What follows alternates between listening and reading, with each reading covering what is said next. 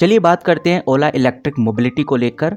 और अभी कंपनी के सीईओ यानी कि ओला के सीईओ ने ऐसा कर दिया जो मुझे सोचने पे मजबूर कर रहा है कि अब क्या करना चाहिए। बेसिकली बात ऐसी है कि भविष्य अग्रवाल ने और ज्यादा शेयर्स प्लेजेस कर दिए, यानी कि पहले भी उन्होंने शेयर प्लेजेस कर रखे थे, लेकिन अभी और भी ज्यादा स्टॉक्स को प्लेजेस कर दिया है। उन्होंने 5.88 करोड़ नए शेयर्स भी नॉन डिस्पोजल अंडरटेकिंग के अंदर डाल दिए हैं। देखो बात बहुत सिंपल है, प्लेजेस करने का मतलब है गिरवी रखना, लेकिन ये पॉइंट समझना बहुत ही जरूरी है। जहां आज ओवरऑल इंडियन मार्केट बड़ा है, चाहे निफ्टी 50 देख लीजिए, सेंसेक्स देख लीजिए, निफ्टी बैंक देख लीजिए, निफ्टी आईटी देख लीजिए, स्मॉल कैप कंपनीज देख लीजिए, ओवरऑल इंडियन मार्केट में हमें हल्की हल्की पॉजिटिविटी देखने को मिल रही है। वहीं ओला का जो स्टॉक है हमें कंटिन्यूसली फिर से गिरता हुआ नजर आ रहा है। इसके पीछे के मल्टीपल रीजन में से एक बड़ा रीजन निकल के सामने आया है। जब प्रमोटर या शेयर होल्डर्स अपने शेयर्स को किसी लैंडर जैसे बैंक या फाइनेंशियल इंस्टीट्यूट के पास गिरवी रखते हैं ताकि उनको लोन मिल सके, और इसी चीज को प्लेजिंग ऑफ शेयर कहते हैं। और ओला इलेक्ट्रिक के सीईओ भविष्य अग्रवाल ने भी ऐसा ही किया है। और अगर ओला इलेक्ट्रिक रीपे नहीं कर पाती तो लैंडर उन शेयर्स को बेच सकते हैं अपना पैसा वापस लेने के लिए, और इससे ओला का शेयर और भी तेजी से गिरता हुआ हमें नजर आ सकता है। क्योंकि बात बहुत सिंपल है कि मार्केट में ज्यादा शेयर आने लगेंगे लेकिन बायर्स उतने होंगे नहीं, और जब किसी स्टॉक की सप्लाई बढ़ने लगती है और डिमांड कम होती है तो शेयर प्राइस गिरने ही लगता है। बट यहाँ पर जितना सिनेरियो मैंने आपको बताया ये अभी हाइपोथेटिकल सिचुएशन में है, यानी कि भविष्य अग्रवाल ने अभी शेयर को गिरवी ही रखा है।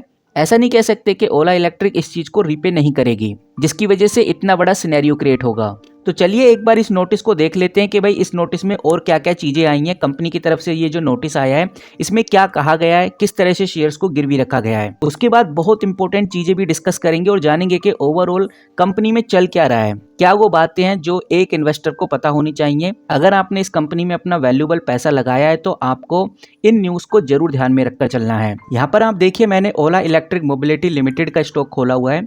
अगर मैं डॉक्यूमेंट्स के अंदर चलता हूँ तो जितनी भी लेटेस्ट अपडेट होती हैं वो हमें डॉक्यूमेंट्स में देखने को मिल जाती हैं। पुरानी अपडेट्स पे भी आऊँगा जो 19 घंटे पहले की हैं, लेकिन उससे पहले अभी की अपडेट देख लेते हैं जो 1 घंटे पहले ही पब्लिश की गई है। सिंपली मैं क्लिक करूंगा तो कंपनी की तरफ से जो ऑफिशियल अपडेट है, ऑफिशियल पीडीएफ है, खुल जाती है। डेट आप चेक कर सकते हैं 6/3/2025 यानी कि 6 मार्च 2025, और आज जब मैं वीडियो शूट कर रहा हूं तो 6 मार्च ही है। इस वीडियो को मैं पब्लिश करूंगा 7 मार्च को। तो आप सोच रहे हैं कि भाई ये अपडेट तो पुरानी हो गई, एक दिन पुरानी न्यूज दे रहे हो आप। नहीं गाइज, ऐसा बिल्कुल भी नहीं है। इस न्यूज का इम्पैक्ट आपको पूरे मार्च देखने को मिलेगा। कंपनी के लेटेस्ट क्वार्टरली जो रिजल्ट आएंगे उसमें भी हमें इसका इम्पैक्ट देखने को मिलेगा। और अगर आप क्विक में और लेटेस्ट अपडेट चाहते हैं विद इन 3 से 5 मिनट्स के अंदर, अगर आपको वो अपडेट्स चाहिए तो आप हमारे व्हाट्सएप ग्रुप को ज्वाइन कर सकते हैं। क्योंकि जो भी अपडेट्स होती हैं, जो भी नोटिस होते हैं कंपनी की तरफ से एकदम आते हैं, उनको मैं तुरंत अपने व्हाट्सएप ग्रुप में डाल देता हूं। अगर आपने वो ग्रुप ज्वाइन नहीं किया तो ज्वाइन कर सकते हैं, इस वीडियो के डिस्क्रिप्शन में उसका लिंक मिल जाएगा। तो कंपनी की तरफ से जो ऑफिशियल पीडीएफ है इसको थोड़ा जूम कर लेता हूं ताकि आपको समझने में आसानी रहे।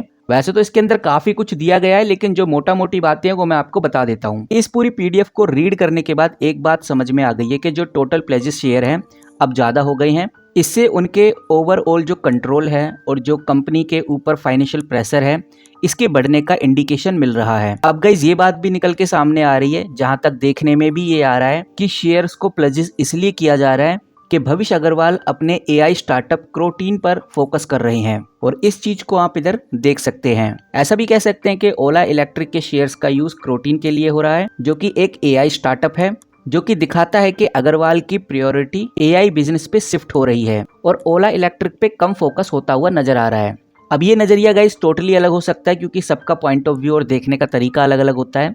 तो आप इस पीडीएफ को खुद से भी रीड कर सकते हैं ताकि हो सकता है कि आपका नजरिया और पॉइंट ऑफ व्यू कुछ और कहे। देखो इस न्यूज के बाद एक बात तो ज्यादातर समझ में आ रही है मुझे कि मार्केट में हर इन्वेस्टर एक ही बात समझता है कि कंपनी के शेयर्स को प्लेजिस करना दिखाता है कि कंपनी फाइनेंशियल स्ट्रेस में है, और कोई भी नया इन्वेस्टर क्यों ही इस कंपनी के स्ट्रेस को अपने ऊपर लेगा स्टॉक्स को खरीद कर। इसका मतलब नए इन्वेस्टर्स कम एंट्री लेंगे जब तक ओला इलेक्ट्रिक को लेकर कोई धमाकेदार न्यूज नहीं आ जाती। बाकी तो इंडियन मार्केट के अंदर ज्यादातर इन्वेस्टर समझदार ही हैं, उनको पता है कि अब आगे क्या करना है। लेकिन अभी ओला इलेक्ट्रिक पूरी कोशिश कर रही है अपने आप को प्रूव करने के लिए, और स्पेशल जो कोशिश चल रही है Q4 के रिजल्ट को इम्प्रूव करने के लिए, क्योंकि ओला की सारी प्रॉब्लम सॉल्व हो सकती हैं अगर ओला अपने क्वार्टरली रिजल्ट को पॉजिटिव दिखा दे। यहाँ पर अब जो लेटेस्ट क्वार्टरली रिजल्ट आएंगे वो मार्च 2025 के आएंगे, यानी कि Q4 के आने वाले हैं। Q4 के रिजल्ट में अगर कंपनी इस वाली चीज़ को कम कर दे। यानी कि ये चीज़ आप अगर नोटिस कर पा रहे हैं जिसको एक्सपेंस बोलते हैं, अगर कंपनी अपने एक्सपेंस को कम कर दे तो कह सकते हैं कि कंपनी प्रॉफिट में आ जाएगी। एक्सपेंस कम करने के लिए कंपनी कॉस्ट कटिंग पे ध्यान दे।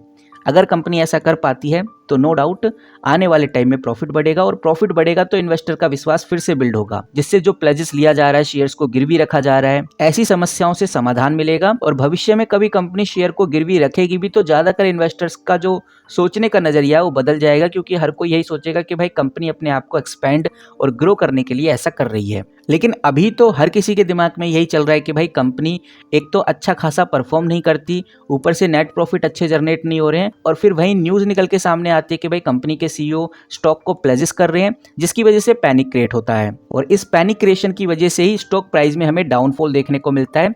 और ओवरऑल इंडियन स्टॉक मार्केट बढ़ा, लेकिन फिर भी ओला इलेक्ट्रिक का स्टॉक आज हमें बढ़ता हुआ नजर नहीं आया। अब ऐसा बिल्कुल भी नहीं है कि भाई कल हमें स्टॉक बढ़ता हुआ नजर नहीं आएगा या फिर कल कंपनी में कोई खास उछाल देखने को नहीं मिलेगा, लेकिन ये जो न्यूज़ होती है ये नेगेटिव इंपैक्ट जरूर छोड़ के जाती हैं। अब जैसा मैंने आपको बताया कि कंपनी का पूरा फोकस है कि वो अपने कर्ज को कम करे, कैसे भी करके अपनी कॉस्ट कटिंग पे जल्दी से जल्दी आए। कॉस्ट कटिंग ज़्यादा होगी तो कंपनी अपने एक्सपेंस को कम कर पाएगी, क्योंकि एक्सपेंस ज़्यादा होना ही कंपनी को आगे नहीं बढ़ने दे रहा। और कंपनी अपने एक्सपेंस को कम करने के लिए बहुत अलग अलग तरीके अपना रही है, जिसमें से गवर्नमेंट सपोर्ट सबसे इंपॉर्टेंट तरीका है। और इसके लिए कंपनी ने पीएलआई स्कीम के फायदे भी उठाए हैं। ऐसा नहीं कि भाई कंपनी फायदे नहीं उठाना जानती या फिर कंपनी को फायदे हो नहीं रहे, कंपनी ने फायदे भी उठाए हैं और 2 नोटिस इसके ऊपर आ भी गए हैं। एक नोटिस बहुत पॉजिटिव है और वहीं दूसरा नोटिस है वो नेगेटिव है। मैं आपको दिखाना चाहूँगा वो नोटिस भी, ताकि आपको और क्लियरिटी मिल सके। मैंने स्क्रीनर पे ओला इलेक्ट्रिक मोबिलिटी का स्टॉक खोला हुआ है, डॉक्यूमेंट्स के अंदर चलेंगे। 19 घंटे पहले ही ये अपडेट आई है। मैं इस अपडेट पे क्लिक करूंगा तो मेरे सामने जो ऑफिशियल पीडीएफ है खुल जाती है। इसमें आप देखिए, आपको बहुत क्लियर नजर आएगा कि कंपनी को पीएलआई ऑटो स्कीम के अंडर लगभग 73 करोड़ रुपए मिल चुके हैं सरकार की तरफ से। ये रुपए कौन देगा? ये देगा government of India, ministry of heavy industry. तो यहाँ से कंपनी को 73 करोड़ रुपए मिलने वाले हैं, लेकिन ये पीएलआई ऑटो स्कीम के तहत मिले हैं। यानी कि कंपनी ने फाइनल ईयर 2023 और 2024 में बहुत अच्छी सेल की थी, और इस सेल के चलते हुए कंपनी को ये जो इंसेंटिव है क्लेम करने का मौका मिला है। अब इस इंसेंटिव का कंपनी क्या करेगी? अपनी कॉस्ट कटिंग में यूज करेगी, जिससे एक्सपेंस कम होगा, और एक्सपेंस कम होगा तो ये एक पॉजिटिव सिग्नल है। और वहीं गाइस एक और बड़ी अपडेट निकल के सामने आई, जिसमें पता चलता है कि ऐसा बिल्कुल नहीं कि कंपनी को पीएलआई स्कीम का प्रॉपर फायदा हो रहा है, क्योंकि अभी अगर आप थोड़ा नीचे चलने के बाद एक और बड़ी अपडेट देखेंगे तो आपको नजर आएगा। मैं इसको भी दिखा देता हूँ। ये जो नोटिस है ये भी बहुत क्लियरली दिखा रहा है कि भाई कंपनी को एक पीएलआई स्कीम से रिजेक्ट कर दिया गया है, क्योंकि कंपनी का जो एक पीएलआई स्कीम था जिसमें कंपनी को लगभग 1 मिलियन, जिसमें कंपनी को माइलस्टोन अचीव करना था, जो हो नहीं पाया कंपनी से। और इस माइलस्टोन अचीव ना करने की वजह से कंपनी को पीएलआई स्कीम के तहत से निकाल दिया गया, या हम कह सकते हैं कि कंपनी को पीएलआई स्कीम नहीं दी जाएगी। और ये जो ना देने का नोटिस था आईएफसीआई के थ्रू भेजा गया है, ये आप इधर देख सकते हैं। कहने का मतलब ये है कि भाई एक पीएलआई स्कीम ऑटो के तहत कंपनी को 73 करोड़ रुपए मिले। दूसरा, जहां कंपनी बैटरी मैन्युफैक्चरिंग के लिए काम कर रही है, जहां कंपनी ने पूरा प्लान बनाया कि भाई हम ओला सेल टेक्नोलॉजी यूज़ करेंगे, कुछ इस तरह की बैटरीज बनाएंगे जो बहुत ही पावरफुल होंगी, उसमें कंपनी माइलस्टोन अचीव ना कर पाने की वजह से पीएलआई स्कीम से बाहर हो गई। यानी कि सरकार किसी भी तरह से इस फील्ड में कंपनी की मदद नहीं कर पाएगी। लेकिन ओला का भी कहना है कि भाई अभी हम जितनी भी ऑथोरिटीज़ हैं उनसे बात कर रहे हैं इस रिगार्डिंग, और हमें पूरा विश्वास है कि सरकार हमारी मदद करेगी और हमें पीएलआई स्कीम के तहत कुछ अमाउंट भी पे करेगी, ताकि हम अपने प्रोजेक्ट्स को कंटिन्यू कर सकें। तो अगर कंपनी को पीएलआई बेनिफिट्स वापस मिलते हैं और अगर ऐसा हो पाता है तो बहुत अच्छी बात है, लेकिन फिलहाल अभी तो इस वाले नोटिस से देखने को नहीं मिलता कि कंपनी को पीएलआई स्कीम का फायदा होगा। तो कहने का मतलब ये है कि भाई 2 नोटिस आए हैं, दोनों नोटिस में एक नोटिस में पॉजिटिव बात है, दूसरे नोटिस में नेगेटिव बात है। तो अभी तक हमें जितना समझ में आया वो यही है कि भाई थोड़ी नेगेटिव चीज़ें कंपनी की सामने आ रही हैं, थोड़ी पॉजिटिव चीज़ें कंपनी की सामने आ रही हैं, लेकिन कंपनी अपनी तरफ से पूरी कोशिश कर रही है। आज भी कंपनी मार्केट लीडर बनी हुई है। कंपनी ने एक और रिपोर्ट पब्लिश की थी जिसमें कंपनी ने बताया कि भाई हम अपने इस Q4 को मजबूत करने के लिए अपनी जो सेल यूनिट है उसको भी बहुत तेज़ी से बढ़ा रहे हैं। कंपनी ने जो फरवरी निकल गई थी उसमें लगभग 25,000 अपनी सेल यूनिट को सेल किया था, और ओवरऑल मार्केट शेयर लगभग 28% के आसपास कंपनी ने कैप्चर कर रखा है।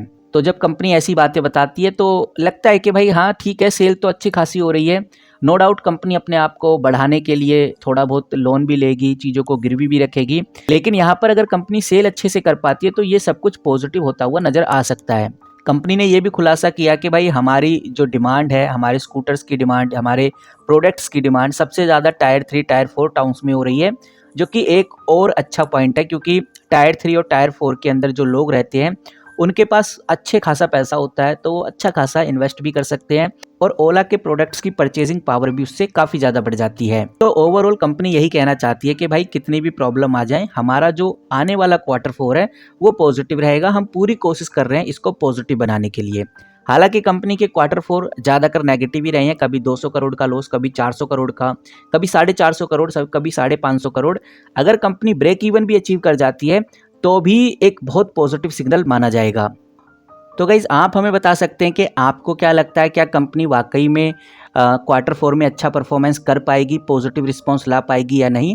क्या वाकई में जो गोल्डमैन सैच हैं या जो सिटी ग्रुप हैं, जिन्होंने इस कंपनी को लेकर बाय की रेटिंग बना रखी थी, जिन्होंने बता रखा था कि भाई हम जो प्राइस टारगेट है कंपनी का 101 रुपये रख रहे हैं, जो 85 रुपये तक का प्राइस टारगेट दे चुके हैं, सिटी ग्रुप ने 85 रुपये का प्राइस टारगेट दिया, गोल्डमैन सैच ने 101 रुपये का प्राइस टारगेट दिया।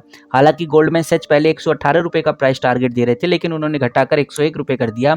और वहीं सिटी ग्रुप भी पहले 90 रुपये का प्राइस टारगेट दे रही थी, उस कंपनी ने भी घटाकर 85 रुपीज़ कर लिया। लेकिन अभी भी उम्मीद बाकी है क्योंकि जो ओला इलेक्ट्रिक का स्टॉक है आप लोग जानते ही हैं, ये स्टॉक अभी 56 रुपीज़ पे ही ट्रेड कर रहा है। तो क्या वाकई में गोल्डमैन सच और जो सिटी ग्रुप ने प्राइस टारगेट इस कंपनी को दिया है उस हिसाब से ये जो कंपनी है उस उतना परफॉर्म कर पाएगी या नहीं? क्या वाकई में कंपनी के इस बार के जो क्वार्टरली रिजल्ट हैं पॉजिटिव रह पाएंगे या नहीं? आपको क्या लगता है कमेंट करके जरूर बताइए। बाकी कंक्लूजन पे आए तो कंपनी नो डाउट पूरी कोशिश कर रही है, लेकिन ये भी है कि भाई जो नेगेटिव चीज़ें हैं वो भी कंपनी नहीं छुपा रही, उसको भी कंपनी इन्वेस्टर्स के सामने ला रही है। अब आप क्या सोचते हैं इस कंपनी के रिगार्डिंग कमेंट करके जरूर बताइए, और इसी तरह से लेटेस्ट अपडेट और न्यूज़ के लिए हमारे चैनल को सब्सक्राइब कर सकते हैं। लेकिन अगर आपको क्विक में न्यूज़ चाहिए कि आपको शॉर्ट में न्यूज़ मिल जाए तो आप हमारे व्हाट्सएप ग्रुप को ज्वाइन कर सकते हैं, जिसका लिंक आपको इस वीडियो के डिस्क्रिप्शन में मिल जाएगा। किसी भी तरह का कोई बाय सेल होल्ड रिकमेंडेशन नहीं है, ना ही ये कोई फाइनेंशियल एडवाइस है। मिलते हैं किसी नई वीडियो के साथ, तब तक के लिए take care and good bye.